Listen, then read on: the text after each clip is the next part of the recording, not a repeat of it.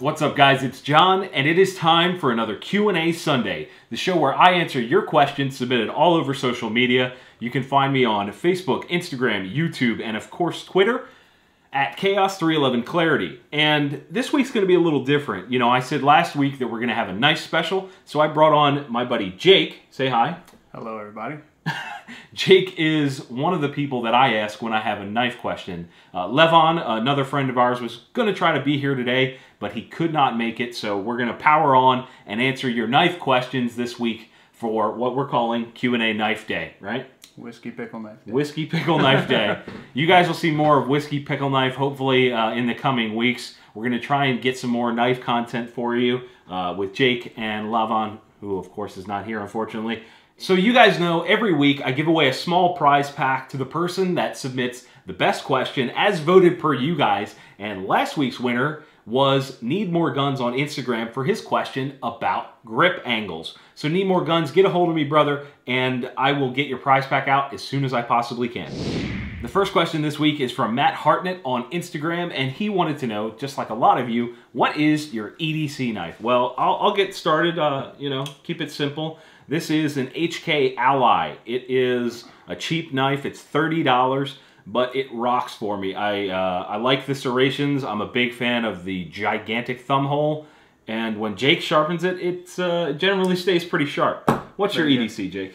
I have been on a Strider kick lately for at least the last few months, as some of you know. So lately it's been the SNG because it's kind of a really good size. It's not quite as big as something like an SMF, but it's bigger than, a little bit hardier than like your typical, a lot of guys would carry like a Kershaw chive or something like that. So thick, I but not carry a too machete in my pocket every day. That doesn't count. This is, I couldn't fit it on the screen.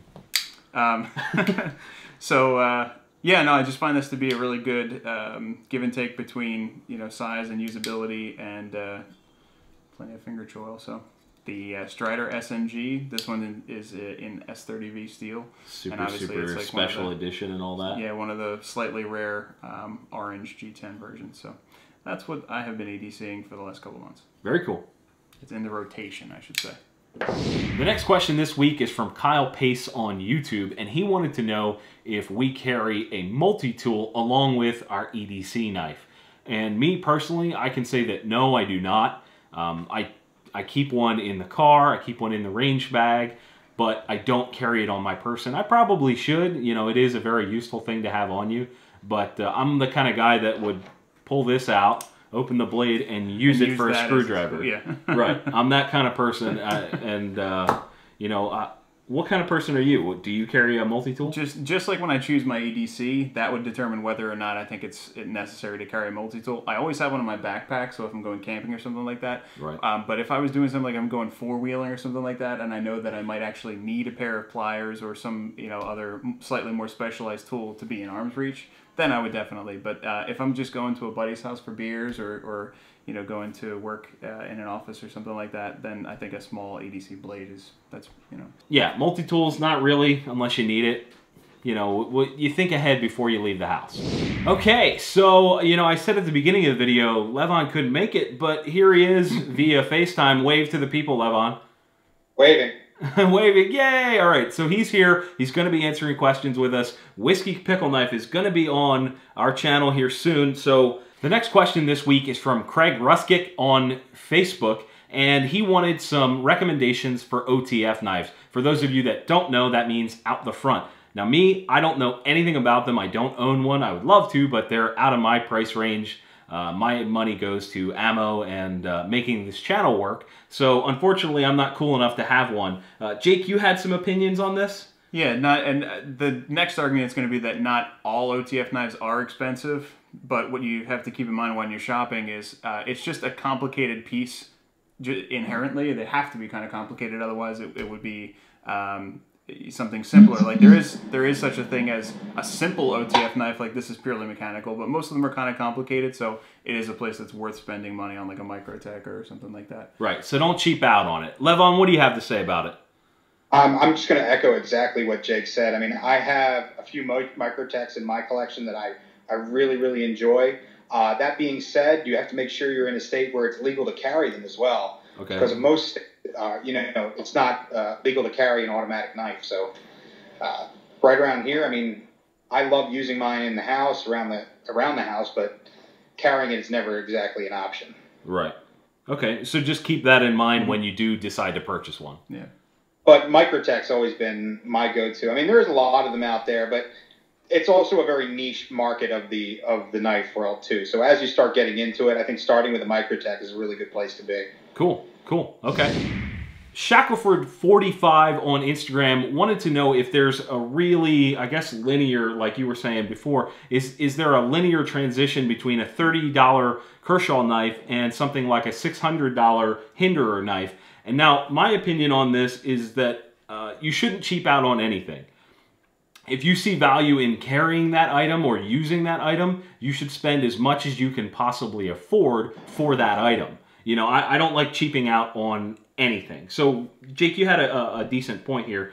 Why don't you tell the people what your thoughts are? Yeah, and like many hobbies and many different items that we collect and that we use throughout the day, there's not necessarily just a you get what you buy for sort of answer for this, because I could easily compare two knives that are the same price, and one of them's kind of bad for the price and the other's actually really good for the price. So between $30 and $600, okay, there you will get what you pay for. There's going to be a big difference in quality. Usually, when you talk about the knife world and the gun world, there may be a really big difference in the warranty and how much you can trust that product will be backed by the manufacturer and things like that. Okay.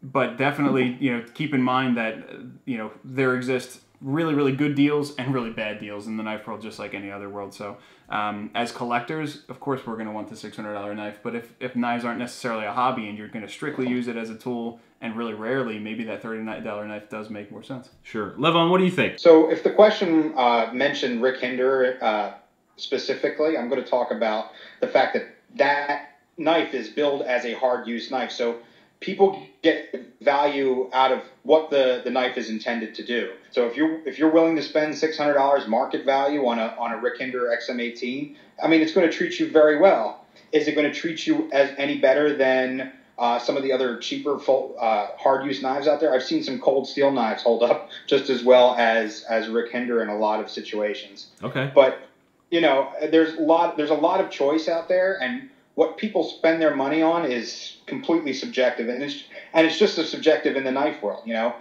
So if it's $600 for the hard use, the idea of owning a piece of a Rick Hinderer piece, that's a different thing than, you know, in the last question we talked about OTF knives. You know, you can spend $600 on an OTF knife, but the idea is it's not going to be a hard use as a hard use knife as the Rick Hinderer is, but you're spending just as much money on the mechanism. Okay. Very cool. And I think, unfortunately, you said something in between there that you have to roll out on us, huh? Yeah, I've got to get going back to work. I wanted to thank you guys for having me, and I hope to do it a little more as working with you guys as much as I can. So sure. Hopefully next time I'll be able to be there in person. We'll definitely get you on screen here with us in person. We'll do some more knife stuff for the people at home. Thanks for joining us, brother. It was a pleasure. You guys have a good one, all right? We'll see you later, man. See you. Bye-bye. Moving right along, the next question is from Gears4545 on Instagram, and he wanted to know what my preferred sharpening system is. And I'll be quite honest with you, my preferred system is sitting right next to me. Whenever I need something sharpened, I come to somebody that knows what they're doing and is willing to help me out. So Jake, why don't you talk about your favorite? It's the other buddy system. Here, I'll slide these out of the way. Yeah. There's like $1,000 worth of knives here. No big deal. Sharpening happens in two different main categories. Freehand and guided, basically. And I guess technically three, because what if you were like stranded and you had to sharpen on a rock? Although that's technically freehand. So anyway, the ideal way for most people is going to be a guided system, just because its very nature is that it's more precise, it's easier to get a good repeatable edge. So I think repeatability is key. Yeah, and especially if you know, if you use your knife for work or something like that, and you need to know that it's trustworthy and it's not going to you know, change and lose its edge and slip off and cut you or whatever. Then there's really two main price points. You can start with something really simple like a Lansky system, which is how I started, and I got a lot of really nice, good edges out of this. Yeah, kit, you can buy this well at like a gun store and yeah, these are outdoor stores. They're pretty cheap. 30, 40, $50. You can add a couple extra stones, and it is guided, and it uses kind of a similar system to what we're going to talk about in a second, but just in a much simpler way. And then up to kind of the big dog in the sharpening world is the Wicked Edge. Thanks to my wife, this is in my possession.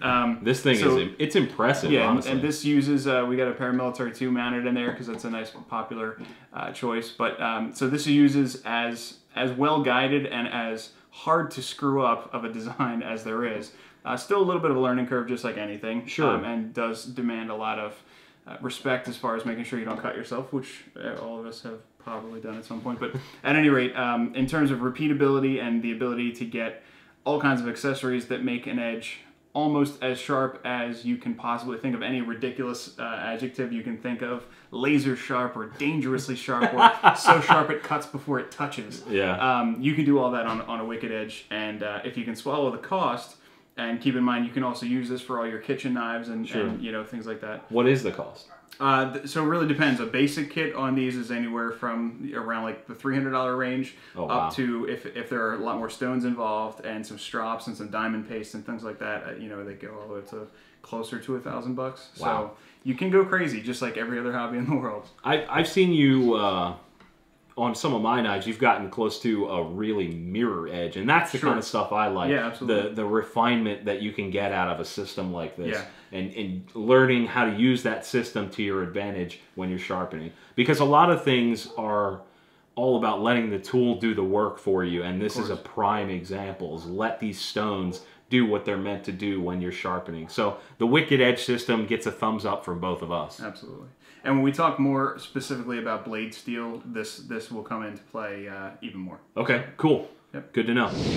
The last question this week is from David Jeffries on Facebook, and he asked, who is your favorite designer? Now, me being someone that is relatively new to super duper cool knives, designer knives, I have somebody that's a little bit more common in the knife world as my favorite. I choose Bob Lum. I have a Lum Chinese from Spyderco that I carry from time to time. It's a big knife, but I absolutely love the shapes he uses, the overall designs. They're super smooth, very just a clean design, and I really, really like that. Who's your favorite? It's a tough question because between design and execution, there can be a lot of factors change. Okay. I gotta give a sort of a nod to the big guys. Ken Onion has designed a lot of really successful, really useful knives over the years. Like the for those of you that don't know, the Kershaw Leak. And, that whole series, the Blur, which is a really, really popular knife. This 0200 that's sitting right in front of us. Okay. He's been a really, really important designer over the years. And then on the manufacturing end, being paired with Kershaw and other companies over the years that have done a good job at making him look good as well. Okay, so who else? Who speaks to you?